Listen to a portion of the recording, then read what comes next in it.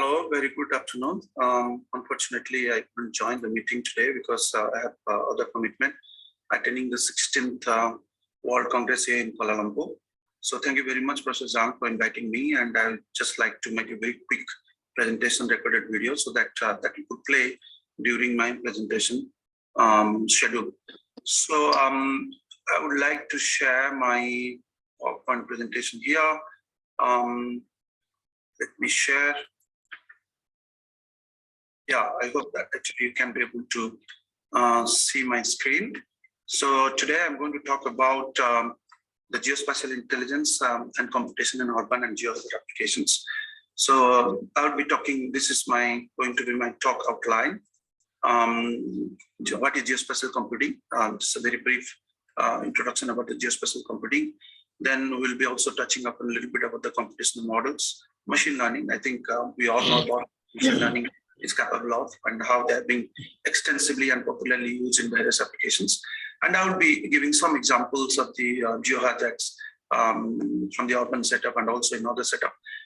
Some case studies from my own research, like landslide, debris flow, floods, and coastal disasters. And then I will be giving some concluding thoughts. So before moving into my next slide, so I would like actually to just introduce my university. So this is here the University of Technology Sydney, which is located at the heart of Sydney. It's a public university with more than 45,000 students. And we rank actually is one of the, is highly ranked university in Australia, especially in AI, artificial intelligence. So now let me just talk a little bit about what is geospatial computing. So geospatial computing is nothing but a set of computational tasks that involves geospatial data and information. So geospatial data essentially means the data that is that is already having information with spatial reference with respect to the Earth. That means the data comes up with X, Y, and Z coordinates, whereby you would be able to, one would be able to actually locate this particular information with reference to the Earth, and then other information can be tagged in with those data so that they can be processed and with reference to the Earth. So geospatial systems have been conceptualized as having two basic kinds of components. One is the spatial structural components. That means the structure of the data that's how it's been structured, and also the spatial interaction components. That means how the data actually is being, it has the relationship among each other. And just then you have the geospatial systems, and it has been categorized into different types like human subsystems, physical subsystems, and activity subsystems. And obviously, we know that computing is a very powerful phenomenon, powerful actually tool that manages the acquired data and informations, either from the outside source, or it can be also made within the project or within the organizations. And the data actually can be modeled using the mathematical equations, and from which actually we could produce different types of information that can be mapped or forecasted and other kind of applications that can be used. Computational models is basically a set of computational operations performed in an order to generate patterns from the given data. So that means if you have big data, it's such a huge amount of data, it is almost impossible actually to, to crunch the data if you want to do it, to do it the conventional way. So that is why actually the computational models becomes very powerful by trying to understand the pattern between the data so that we can build a model, and using that model, we can use them actually for different kind of applications. So geospatial computing is nothing but it has three important pillars. One is the remote sensing, which is the information collected through actually sensing technologies without coming in touch with the object. And then we have the GIS, Geospatial Information Systems, which is a powerful tool. And we have the GNSS, or the Global Navigation Systems, whereby we can accurately locate actually any object in a very, very precise manner. So GIS, as we know, so it has got beautiful operations, like it allows actually the functionalities of capturing, storing, querying, analyzing, displaying, and also all sorts of informations in a thematic layer, so that we can be able to actually stack all these informations, and then you could model them as we require them actually for various applications. Remote sensing is the science that is to observe and study the Earth on its land surface, its ocean, atmosphere, and its dynamic from the space without coming into close to the object itself. So in this case, as you can see that the satellites basically are being orbiting around the globe at a very high altitude, sometimes about 36,000, and then kilometer, and from there actually one could be able to actually collect the data from the space, and then we could synthesize the data, process the data, collecting important piece of information about the object. So we know there are hundreds of thousands of satellites that is being evolving in the orbit, and they're all being actually designed and launched to the space actually for a specific purpose.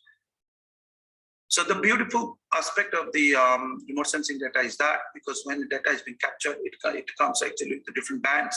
So the image has been composed of different bands. For example, here in this case, I'm showing maybe 3 different bands. Let's say band X, Y, and Z, and all these bands actually all being, when they're being visualized actually to the computer, they would be actually visualized through different, like RGB, the red, green, and blue, what you call the channels of the computer. So the beautiful aspects of this is that the bands can be individually stretched, so that, and also we can actually manipulate these bands, and we could have different sets of combinations to produce actually the color composite image. So this is another example. Let's say how we can generate actually true color composite. Let's say we have actually an image which has 7 channels or 7 bands. So once actually you, once you match actually the green R with R and G and blue with the computer screen, then that is how actually you will get the true color composite. Whereas in the false color composite, we can be able to actually assign the different bands into RGB of actually the computer screen, and then we could actually produce false color composite. So these false color composite also sometimes can be very valuable because they can give very important information that whereby the true color composite may not be able to provide that.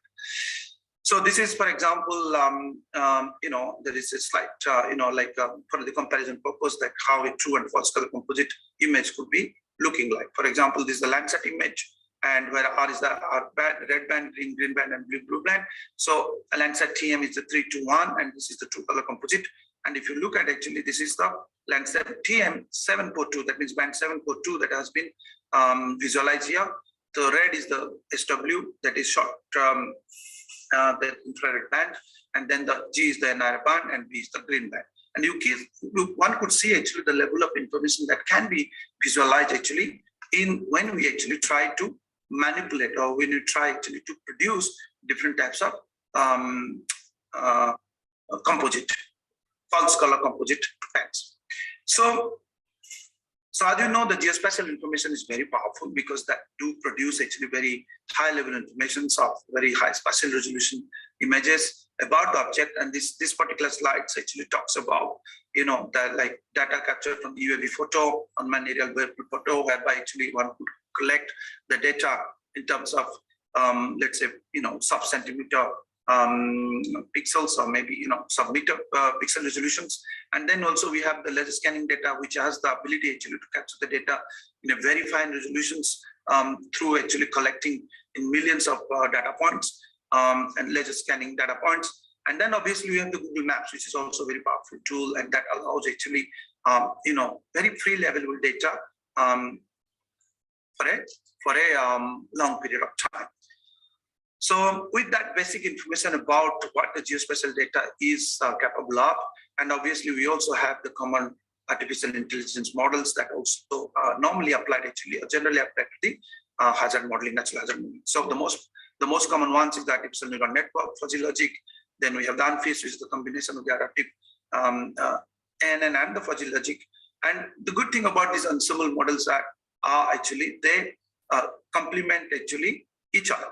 Then we have the support vector machine decision tree and other type of models that actually has been popularly used in the natural hazard model.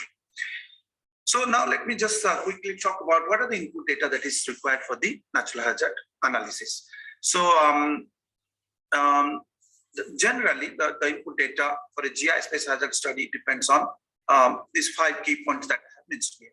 So first thing, we need to understand the type of hazard that is being studied, because the different type of hazard has different kind of data requirement. For example, earthquake hazard assessment requires very different input data than the flood hazard assessment. Or maybe the landslide hazard assessment actually would require different sets of data from flood hazard assessment, and likewise. So therefore, the type of hazard studied is very important, and the analysis method that also we'll be using. For example, some physical-based methods are very useful in certain type of hazard, whereas machine learning are also being used actually, especially when you are doing the hazard analysis for a regional scale.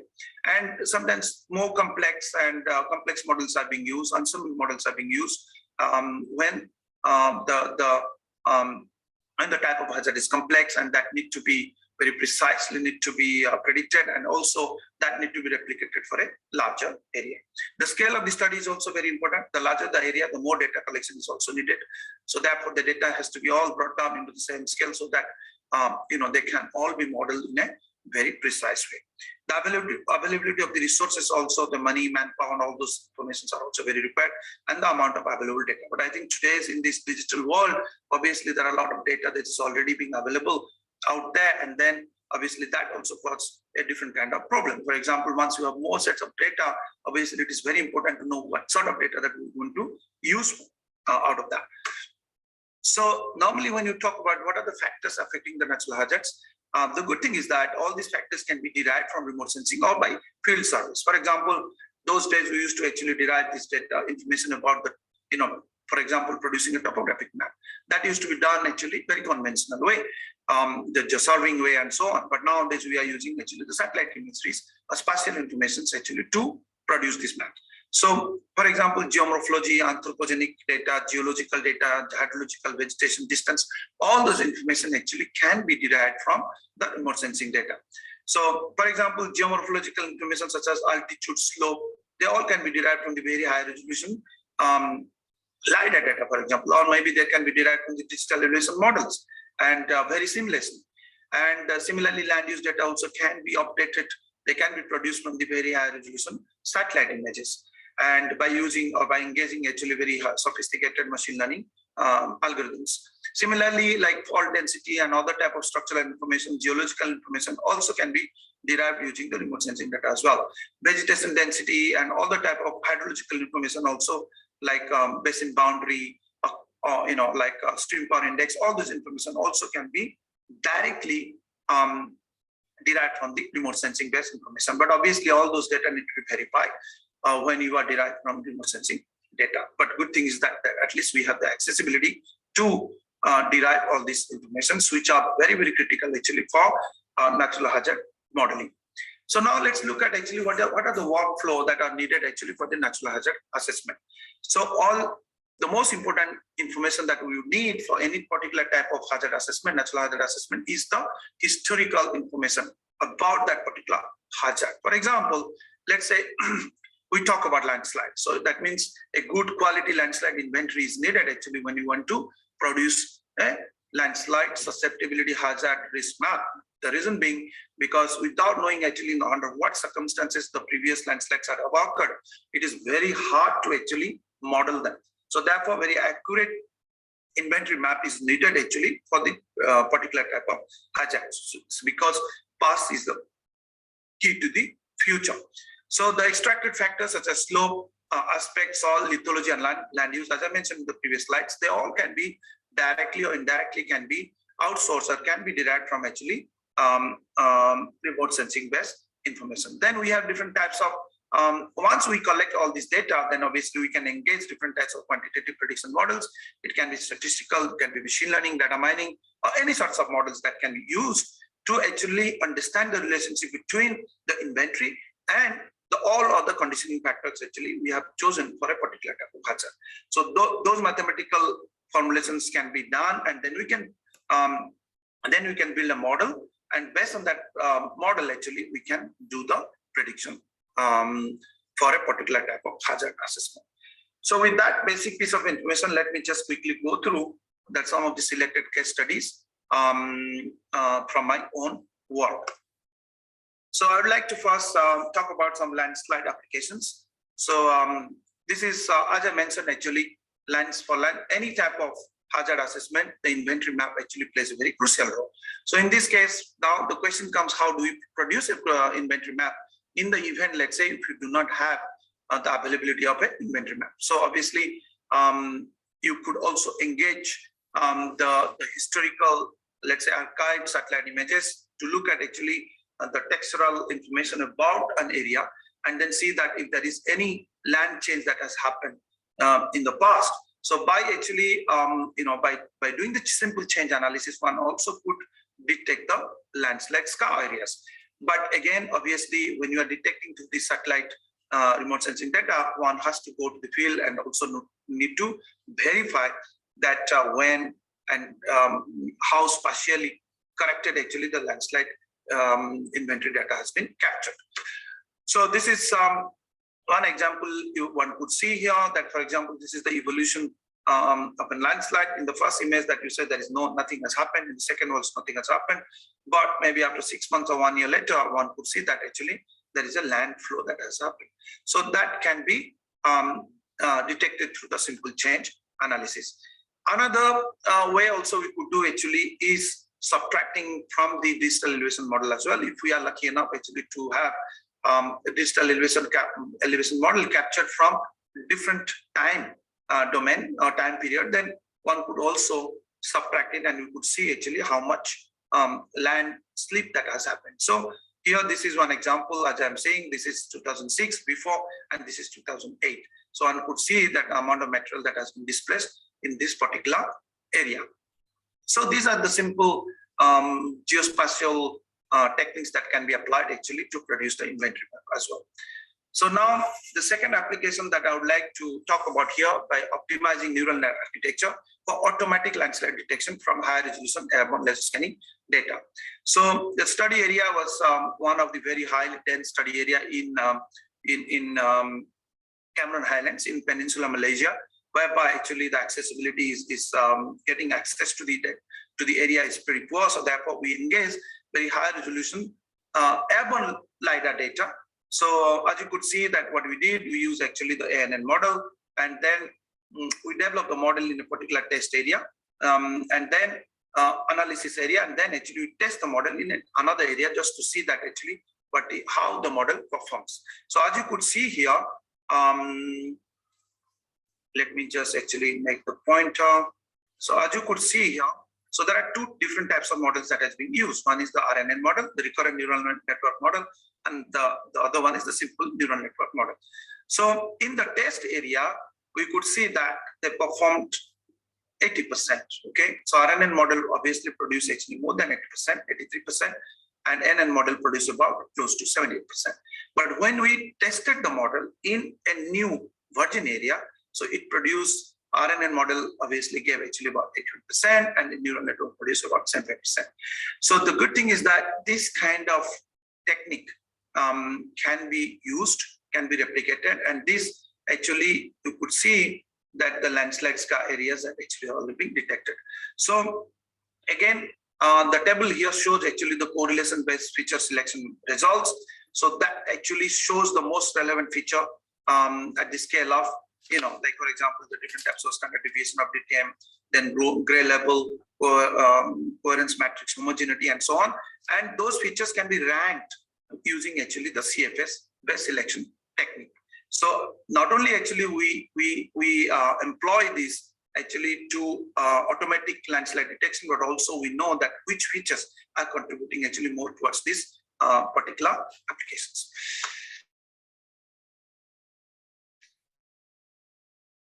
So then the next application I'll be talking about landslide susceptibility modeling. In this case, we use the two different types between Leeuwenhoek market modeling and also the Bayesian neural networks. So the case study actually is in Vietnam, as you could see. So here, although actually spatially both these outputs, both these landslide susceptibility maps looks almost similar, but obviously once you do the validation, they produce actually different. So in this case, what we saw is that the regularized neural network produce actually better results than the Leeuwenhoek market technique.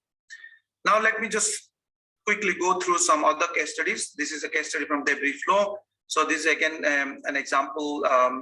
This is a case study from Malaysia, whereby the input data actually was airborne laser scanning data and also the other sets of data that was being used. So what we did was, from those informations, very high quality digital elevation model, we then, and also the the RGB data that is actually coming together with the airborne laser scanning data. So we calculated different types of information. So we estimated first we actually calculate the debris flow source areas, and from the debris flow source areas, and then obviously we also calculate the maximum flow height, maximum velocity, maximum pressure, and maximum momentum. So, and then we model them, and this is what actually it looks like. Let's say in this particular case, if this is the debris flow source areas, then we calculated what would be the maximum flow height that could actually generate, and also what would be the maximum flow momentum, maximum pressure, and also the maximum velocity. So once we are able to model them, then we can actually see that how much volume of the material that could be displaced actually from the source area. And this is then we did the numerical modeling of the debris flow, and you could see, let's say this is a highway. Then one could see that on which part of the highway this material coming and hitting the highway, so that the necessary mitigation measures could be taken. Maybe the netting can be done to prevent actually from the debris to be detached from the source area and could hit actually the highways. So this is again the runout distance analysis, and as you could see that that amount of material that and how long does it take actually to hit the risk areas. So then we did it actually another setup, and then obviously this piece of information are very, very useful. Now let me just quickly go through the next application, that is a rockfall studies. And in this case again the input data was used the LiDAR. This is the airborne LiDAR data, and then we produced a very good quality inventory data set, also including the field mapping, field survey. The other source of information or the input data that was used was land use, soil texture, vegetation, lineament, streams, and roads. So by using them, then we calculated actually the rockfall frequency. As you could see, this is actually the highway here, and then we calculate actually the rockfall source areas, and after that we did the numerical modeling, and then we calculate the rockfall frequency, rockfall energy, and then finally we prepared the rockfall hazard mapping actually. So the hazard map actually was distributed or has been classified into 5 different classes, and obviously based on that, this piece of information could be very, very useful for hazard mitigation strategies. Now let me just quickly go through the next application, that is the flood studies. This is the first step towards actually flood inventory mapping. This is the flood inundation mapping, and in this case we engage the multi-temporal radar sat images. So this is the flood event that happened in December 2014 in the northeast part of Peninsular Malaysia, whereby the flood was caused actually $1 billion of damage to the economy. And in this case, what we did was we took multi-temporal radar set images, and we did the batch processing actually to generate the flood inundation map. This is another case study whereby we produced the flood risk assessment. This is in Sari, Iran. So, and then what we did was the different types of input data that was used. Here you can see the rainfall information, land use, land cover, cut number, then the distance to the river, then the elevations, and then slope, and all other types of information actually was used. So obviously flood inventory data was also very important piece of information, as I mentioned earlier. Then the first step was actually we produced the hazard probability map, and by using the computational model, and the entire areas actually was classified into between 0 and 1. So 1 obviously indicates that actually there is a very high probability of hazard, and 0 is none. And then after that, we produce actually the vulnerability, and vulnerability map actually is totally it is independent with the hazard map, because vulnerability is basically distribution of the different assets, different the socioeconomic factors that actually how they have been exposed to the different level of vulnerability. So that is being classified actually into 5 classes, like very high, high, moderate, low, and very low, depending on actually the degree of vulnerability. Then by multiplying with the hazard and vulnerability, we produce the risk. And as you can see that actually there are certain aspects, certain vulnerability classes that now has been converted in the very high risk, whereas in the vulnerability map, they are considered as actually low risk. So these sorts of informations can be very useful actually for hazard management or overall disaster risk management. So now I will just quickly take you through actually some of the other applications from the coastal disaster, and after that I would like to conclude my talk. So this is a case study of the tropical cyclone risk assessment, and we did it actually for the entire coastal region of the eastern coastal region of the Bangladesh. So obviously the input data was the cyclone path, that was the historical cyclone path that was being all mapped and recorded, and they are being modeled. The other informations, conditioning factors that was being used here is the elevations, slope, then you use the proximity to coastline, because obviously coastline is the one that is being usually affected. Then proximity to cyclone track, that means what is the usual track actually of the cyclone and how proximity actually to are there. Land is land cover information and the population density. So all those information are being used, and first actually we did at the vulnerability and exposure of all these actually areas. So and then the area is being actually classified into, as you could see, into different levels of 5 classes. Then also we computed actually the hazard map and hazard actually how depending on actually the different level of hazard classes. We classified actually the entire region so into 0 and 1, and then actually we classified into 5 classes. Then we calculate the mitigation capacity, that means how actually individual assets they actually or socioeconomic factors they can be able to cope to the actually this particular type of hazard. So mitigation capacity was calculated, and then finally the risk was estimated. So again, because of the time limitations, so obviously I cannot go through in very detail, but the paper has been published a couple of years ago, and which actually one could be able to read and get more information out of this paper. This is another case study, assessment of coastal vulnerability of the, again, actually the eastern coast of Bangladesh.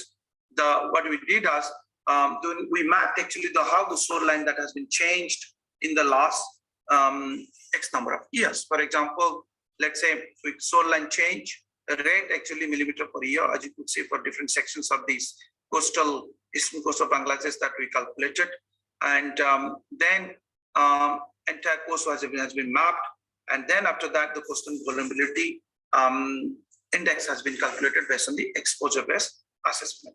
So here this particular map shows actually the entire coastline has been classified into different vulnerability indexes depending on actually the exposure-based assessment.